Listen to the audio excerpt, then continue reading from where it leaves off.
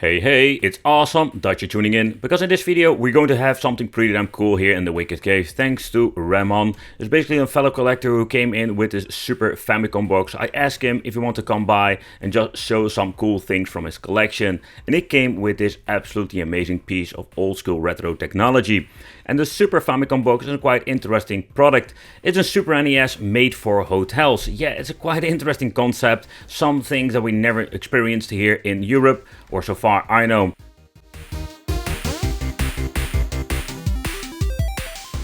The Super Famicom box was created back in the 90s, and this thing was basically putting in a hotel room so people could pay to play.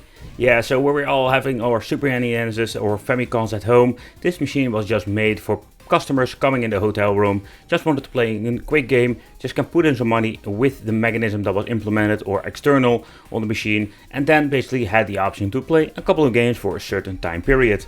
A similar thing was with SNK, basically grabbing the arcade games, made it like a game system that putting it in luxury hotels. I think it wasn't like the pay to play situation going over there, but in the end it was the same idea, to bringing something from the game systems, or in this case the arcades, to the hotel room, so people could just enjoy themselves with some video games, only this time we had like real arcade stuff. But let's take a close look and an overview of the system itself on what is this thing, because it's not like a Super Famicom inside a box or something. It's completely something new when it comes to the technology in general. The deck will basically connect with a television, and the insert coin was around 100 yen that you need to put in a tiny coin where you can play around like 5 minutes on the machine itself. At the front you will find like all the necessary buttons, and of course you have like a big gap inside the machine where two controllers will be placed. The controllers are just similar to your original Super NES or Super Famicom. That is nothing have been changed, but it comes with very long wires. Okay, the ones that came with the system itself are in very good condition, and that is important, because it's not like your typical Super NES controllers they can just plug in and out. It's just like fixed to the machine itself. They are like a little bit decolored, but it doesn't matter, they still play very well. At the front we're going to get two LEDs that will indicate if it's set to TV or the game system itself. With the button you can just switch, and of course the reset like on your Super NES. Then we're having over here an on-off switch. It's a little bit messed up, because normally we have like this tiny key that you need to put in to turn it on and off. So if we're going to plug in the machine now into the wall socket, it's just going to be powering on automatically. About the power, I cannot really plug it in here in the wall socket because it's in 110 volts and a different connection. So we're going to use ourselves like this converter, because we're having 230 volts over here. So Ramon did like pick one up, brand new, so it's going to be no problem whatsoever using this. But also with the machine we do have like some different connections at the back. Here we have like an AV out, but also just a mono and also stereo audio out.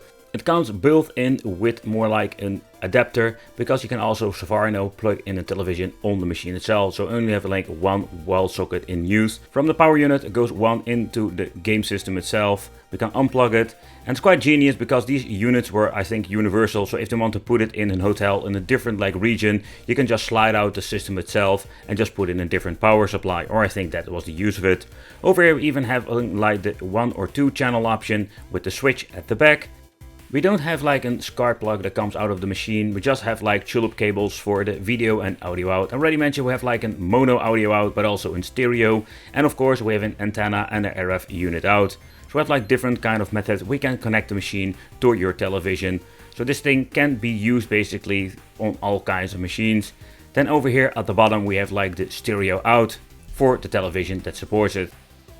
In the beginning of this video I mentioned there was some new tech inside of this, and this is not like nowadays flabbergasting like amazing technology, but I found that was very intriguing to see what is this thing made of and how did they make it, because it's not your typical, let's say, Super NES cartridges. No, you're going to find 2 cartridges inside of this machine, also one of them containing the BIOS, what I understand of, correct me if I'm wrong.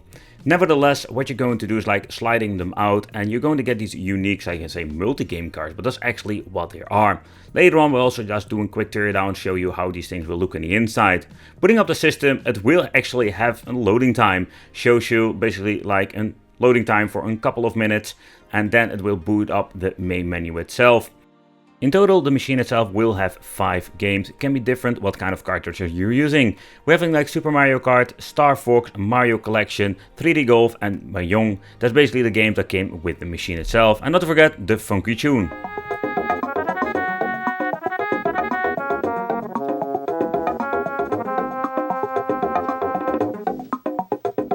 When booting up, you're basically having 4 options. Number 1 is just play the game. Number 2 is just show how it works. And 3 is basically like in demo mode.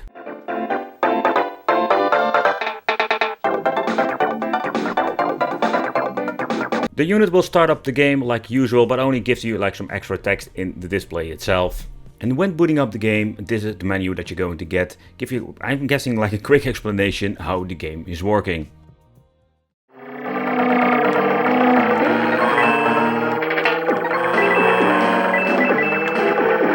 Fuck you, princess!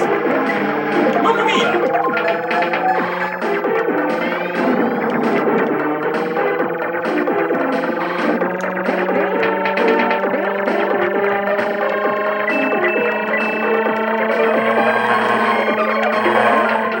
If you want to change the game, what you need to do is pressing the reset over here. It will bring you back through the menu itself, and there of course we can choose a different game. Unfortunately, Star Fox didn't work, didn't boot up, but we did have like a lot of games that we could play.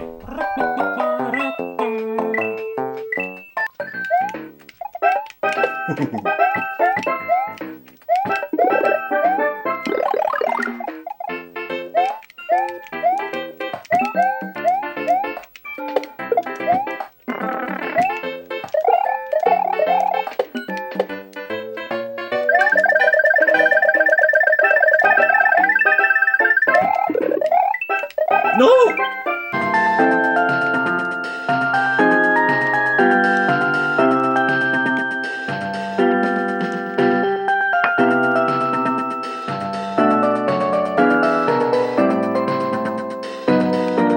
What the hell is this for shit? Okay, so we have like different multi-game cards, but not a lot of them, a couple of different ones. So the only different games you have like Bomberman, Donkey Kong Country, and maybe like another game I maybe missed out. But nevertheless, you have a couple of multi-game cards, and I can tell you they're very difficult to find, and only like a couple of handful games you can play on this machine. The multi-game cards come with a completely like different like pin connection, what you can see over here. It's quite interesting in my opinion that they have like a completely reconfigured everything, and that's what I mean with the technology inside this thing. It is actually like a Super NES, but this thing has been completely redesigned for the hotel branch. So it's quite interesting and also very cool to see. If you're not going to plug in any cartridges and you're going to boot it up, this is actually what you're going to get. I already mentioned, so far I understand like there are some files or BIOSes on the multi-game cards, one of them. So you cannot even like play without multi-game cards inside. But let's take a close look in this cartridge itself. Let's do a sneak peek. Let's remove all of the screws because that's basically what holds the cartridge together. Alright, so let's open up the cartridge very slowly. And let's lift out the PCB itself. So unfortunately there is a part broken off, and I do have this feeling this board has already been opened before me. That maybe the previous owner wanted to fix the Star Fox problem. And what is quite interesting when you're looking at the PCB, so actually what they're doing over here, so far I can see with my knowledge, that they implemented like a couple of game chips. It does have like the DSP1 chip that is needed to play Super Mario Kart and Pilot Wings, for example. Of course there's only Super Mario Kart on here. The board itself also implements the Mario Chip 1, that is also known as the Super FX chip. So everything should be working when it comes to Star Fox. So to be honest, at this moment I don't know why this thing doesn't boot up. It's kind of interesting, the PCB does support like 6 games in total on one board. So I have no idea why I basically like made a decision to like have like 3 chips on here or only like 3 games. I do wonder if you're having like 3 game chips on this board, if you're going to swap them out. For example, Star Fox, you're getting like a different chip. If it's like an US, an European or the Japanese chip of the original game and you just solder or replace them with this one, would it work? Or is there like more to this board that we don't know of? Then there is no way of fixing or replacing the chips itself. But personally this really intrigued me when it comes to PCBs. Absolutely amazing what they make back in the day for especially like hotel rooms, like made a specially complete kind of system. Yeah. And again, it's actually done just in Super NES. So this was the overview of the special machine for the hotels, the Super Famicom box. Yeah, a really big shout out to Ramon for giving me the opportunity to show you this on the channel, because I think this is a very unique product and it's just a really great like step into the past when it comes to like technology made back in the day, and especially when it comes to Japanese exclusive products. Thank you for watching, consider subscribing, give this video a like, and it would be great to see you in the next video.